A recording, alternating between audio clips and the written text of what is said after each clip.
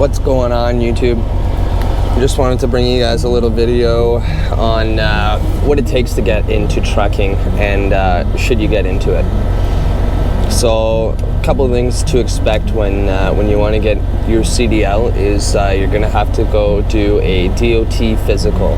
There's nothing major on it. Obviously you've seen some of the truckers out there. So there's nothing major. Basically they're checking to see, do you have extremely high blood pressure? Do you have epilepsy? Do you have are you missing any limbs? Do you do any drugs, stuff like that, right? So they're just basically checking to see, like, are you going to have a medical emergency on the road? Or do you do drugs? Are you safe to be on the road? Can you drive safely? Are you blind? Stuff like that. So once you pass that, you're going to find a school.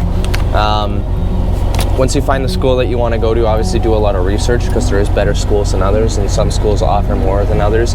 Some schools don't do any training in manuals, and if you don't want a manual or an automatic restriction or manual restriction, however it's said, on your license, then you're going to want to find the right school for you.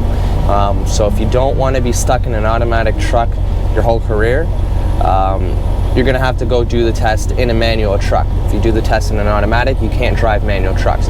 Now, if you do get your license in an automatic and you're driving an automatic, and your boss says, hey, your truck's going in the shop next week, you're going to have to take this manual out. Well, legally you can't, but you can book a test and you can go redo your road test in a manual truck. And it's just the road test. You're not doing the written, you're not doing any of that. You're just doing the test, showing them that you can shift without grinding, shift without missing a gear. You can operate the truck without shifting in spots like you're not supposed to, like in an intersection while you're turning, or on a train track, stuff like that. So once you find the school that you want to go to, you're obviously going to sign up, you're going to get your date, and then in Canada here, it's mandatory entry-level training. So we have a 6-week course, or I believe 90 hours or something like that, over the 6 weeks. And in that course, the first week you're going to do, everything's basically going to be literal. It's going to be on your computer, kind of Zoom calls, stuff like that with the teacher. And they teach you the Schedule 1, they teach you the air brakes, they teach you stuff like that.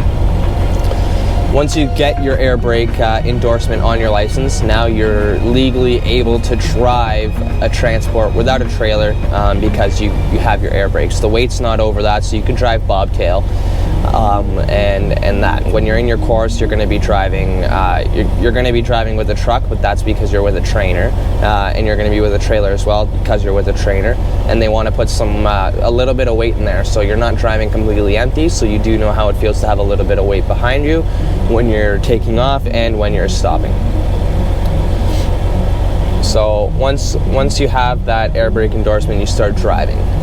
Then you can start, grabbing gears, or, learning how to crank 90s and all that fun stuff that you do during your course. Once you get the hang of it, your trainers are probably gonna give you less driving time and give more driving time to the people who need it more than you, obviously.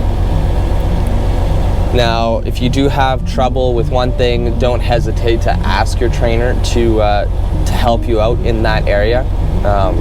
That's what they're there for. They want to get you there to be safe on the road. They don't want you to be struggling when you're on the road. They don't want you to have an accident, and they don't want you stressing. Trucking is a really stressful job, trust me. I've had some moments where I didn't think I'd keep doing it, but I kind of buckled up and went along for the ride, and I'm still here, and honestly I love that I did that. I'm gonna have to go switch my hoppers, so I'll be right. All right. So once you've been through the 6-week course, you've learned how to drive, learned how to back the truck up with a trailer into the cones for the exam, and all that fun stuff, and learn how to do a pre-trip. Then you're now ready for your exam. So you're gonna get a road test date, and then on that date, what you're gonna do is in Canada, what you do is you go to the location of the drive test where you would go get your actual license card. You go there, you sign up, you let them know that you're ready to go, and then you'd make your way to the other secondary location where you do your test, because obviously you can't back a trailer up where they do car tests unless it's different where you are. Once you're at that secondary location, you're going to meet your examiner. They're going to ask you a couple questions. They're going to ask you for your license, then they're going to do a little bit of paperwork, because they have to cover their ass on the road as well. And once you do that, then they're going to go through the exam itself. So the way it works here is usually they're going to go through your pre-trip first, obviously, because that's what you do on your everyday. That's what you do every day. So once you do your pre-trip, you're going to get in the truck. They're going to ask you a couple questions. They're going to give you a scenario, and then you're going to answer that question, if it's a major or if it's a minor fault, and then you'll explain what to do if it is a major or a minor. Now, once you do that, once you pass that portion of the exam itself, they're obviously not going to tell you until you finish your road test. Then you're going to get in the truck, and you're gonna roll off. You're gonna go do your exam. You're gonna go drive down the road. You're gonna take some left-hand turns, some right-hand turns. You're gonna do an emergency stop, and you're basically just gonna show them that you know how to drive. And if you're in a manual, you're gonna show them you know how to shift. Now, you have to use the clutch. You have to double clutch on the exam. You can't float gears, which is unfortunate. You can't skip gears. You have to use all the gears there. And then once you get back to the yard itself, you're going to park the truck across from the zone where you're going to have to back the trailer into, and you're going to do a 90. So you're going to start off horizontal to the box that you're backing into, and then you're gonna crank your 90. Once you get it in there, you pass the test.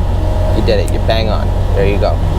Now, if you didn't do what I did, if you didn't have a job lined up before you got your license, you're gonna have to go on a job search, and it's not gonna be that easy. A lot of companies want someone who's 25 and older, and they want someone with at least 5 years of experience. Well, it's hard to have 5 years of experience and be 25 or older unless you wait a long time and have to get a different job. So that's not really ideal. So what you could do is you can go around, you can try and find a company or a course that'll put you through. So the way we have it here in Canada, in Ontario, the school that I did it with is partnered with Manitoulin Transport. And if you want to do your test and pass, then you can sign up with them. If you get approved, you get on, and then you drive with a trainer with them for a couple months. And then if you pass with their trainer and they allow you to drive with them, then you're alone. You're on the road with them. But that company has a lot of safety features because of that. So you can't use the engine brake in those trucks for first 2 years. You can't use cruise control for the first 2 years. You can't hit the brakes really hard or dispatch is going to call you. You can't take a corner too sharp or dispatch is going to call you. You can't cross the yellow line to go over a bump or anything without signaling, or else you're going to get a buzzer that goes off in your ear. So being a young driver and finding a job isn't that easy, but there is companies like Manitoulin that have those extra things in place, because it's a liability to have a young driver that has no training, no experience on the road. So they have to have all those extra little things so they can have you on the road and not be having so many accidents. So once you get on with a company, you're obviously going to have to go with training with their company. You're going to have to do all their paperwork, limits, and all that fun stuff.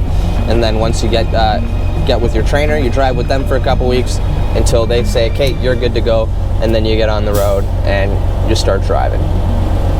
Now, I did all that. I got my license. 6 weeks was done. I drove with my grandpa for a week, and then I've been on the road ever since. It's been 2 years now, and I love every single day of it. I don't think I'm ever going to quit until I retire. It's something I love doing. I truly, truly do, and I want to inspire more young people to get into trucking because it's honestly a really fun gig. You make really good money if you work hard, and you get to see beautiful views all day long. There's nothing but the open road in front of you. You get to meet great people. You get to try new foods from all over the place, and it's just a really, really good gig. If you like my content and you want to see more and you want to hear more about why you should get into trucking, or if it's worth it, or you just want to see my journey, or want to see some live streams while I load and unload, and just want to chat with me or ask me some questions, please like, comment, and subscribe. We're trying to make more videos for you guys in the near future.